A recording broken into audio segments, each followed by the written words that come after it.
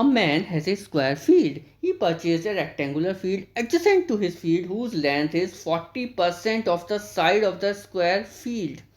एक आदमी के पास एक स्क्वायर फील्ड है और उसने एक रेक्टेंगुलर फील्ड खरीदा है जो उसके फील्ड के साथ में है और उसकी लेंथ 40% है to the side of the square field and width is equal to the side of the square field.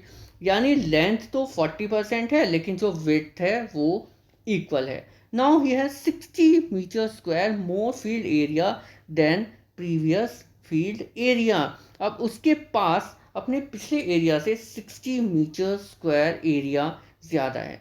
So what is the diagonal of the new rectangular field? तो नए फील्ड का डायगोनल क्या होगा? ये हैं इस question के options. सबसे पहले मान लेते हैं side of the square x है।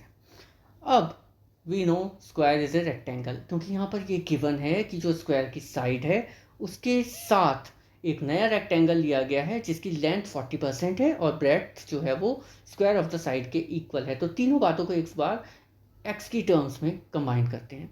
Side of square x, breadth of rectangle भी एक्स होगा, लेंथ ऑफ द रेक्टेंगल होगा 2/5 मल्टीप्लाई एक्स। तो नए रेक्टेंगल की लेंथ है 2x/5 और नए रेक्टेंगल की ब्रेड्थ है x। एरिया ऑफ रेक्टेंगल होता है L इंटू बी और हमें गिवन है कि 60% एरिया बढ़ गया, यानी कि इनडायरेक्टली गिवन है कि नए वाले रेक्टेंगल का एरिया है 60 मीटर स्क्वायर। तो we will put the values and therefore 2x/5 multiply x is equal to 60।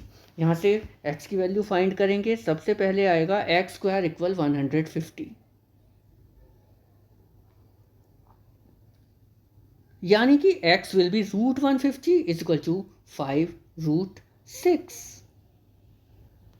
तो लेंथ ऑफ द रेक्टेंगल क्या हुआ? x की वैल्यू अगर 5√6 है तो side of the square 5√6, breadth of the rectangle 5√6 और length of the rectangle 5√6 into 2/5 और solve करके आएगा 2√6 मीटर। न्यू रेक्टेंगल है उसकी लेंथ की बात की गई है। तो अब ध्यान से सोचिए, स्क्वायर की साइड है 5√6, चारों तरफ से साइड ऑफ द स्क्वायर 5√6 होगी और न्यू रेक्टेंगल क्या होगा? स्क्वायर की एक side plus length of the वो रेक्टेंगल जो अलग से ऐड किया गया था। तो दोनों कंबाइन करके एक बड़ा रेक्टेंगल गिवन है, उसकी बात इस क्वेश्चन में की गई है, उसका डायगोनल क्योंकि हमें फाइंड करना है। तो उस नए रेक्टेंगल की लेंथ होगी 5√6 प्लस 2√6 इज इक्वल टू 7√6। क्योंकि जो नया रेक्टेंगल होगा वो ओरिजिनल स्क्वायर और जो साथ में पहले एक रेक्टेंगल लगा था उन दोनों की साइड्स को लेंथ से कंबाइन करके उसकी लेंथ मिलेगी और ब्रेड्थ तो हमें ऑलरेडी पता है 5√6 है।